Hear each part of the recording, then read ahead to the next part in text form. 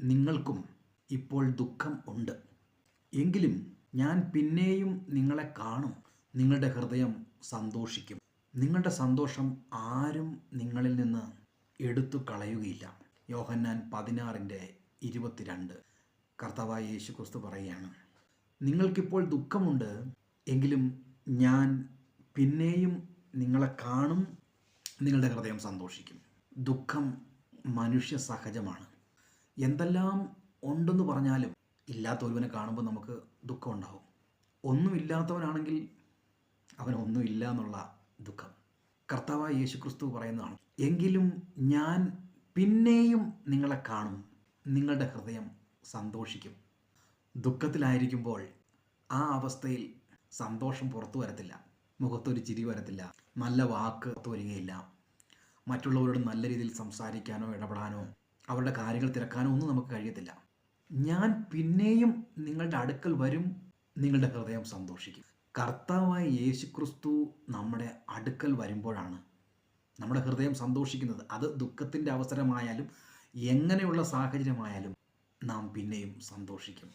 കർത്താവായ യേശു ക്രിസ്തു വചനം മാംസമായി ഈ ഭൂമിയിലേക്ക് വന്നതാണ്. എങ്ങനെയാണ് ഇപ്പോൾ കർത്താവായ യേശു ക്രിസ്തുവിൻ്റെ സാമീപ്യം നാം അനുഭവിക്കുന്നത്? വചനത്തിലൂടെ. വചനം ധ്യാനിക്കുമ്പോൾ, വചനം വായിക്കുമ്പോൾ, വചനത്തിൻ്റെ ആഴങ്ങളെ ആരായുമ്പോൾ കർത്താവായ യേശു ക്രിസ്തു നമ്മുടെ ഉള്ളത്തിൽ നിറയുകയാണ്. അപ്പോൾ സാഹചര്യം എന്തായാലും സന്തോഷം നമ്മളിൽ വരും. നിങ്ങളുടെ ഹൃദയം സന്തോഷിക്കും. നിങ്ങളുടെ ഹൃദയത്തിൽ നിന്നും സന്തോഷത്തെ എടുത്തു കളയുവാൻ ആർക്കും സാധ്യമല്ല. ഈ വചനം വിത്തായി നമ്മുടെ ഹൃദയത്തിൽ വന്ന് വീഴുമ്പോൾ അത് പിന്നെ ആർക്കും എടുത്തുകൊണ്ട് പോകാൻ പറ്റത്തില്ല. നല്ല നിലത്ത് വീണ വിത്ത് പോലെ പാറപ്പുറത്ത് വീണതും വഴിയരികിൽ വീണതുമെല്ലാം അപ്പോൾ തന്നെ കൊത്തിക്കൊണ്ട് പോകാൻ കാത്തു നിൽക്കുന്ന പറവകളുണ്ട്. പക്ഷേ നല്ല നിലത്ത് വീണ് കഴിഞ്ഞാൽ പിന്നെ അത് ഒരിക്കലും മാറത്തില്ല. നല്ല നിലം നമ്മുടെ ഹൃദയമാണ്. നമ്മുടെ ഹൃദയത്തിൽ കർത്താവായ യേശു ക്രിസ്തു വന്നു കഴിയുമ്പോൾ, ദൈവത്തിൻ്റെ വചനം വന്നു കഴിയുമ്പോൾ നിങ്ങളുടെ ഹൃദയം സന്തോഷിക്കും.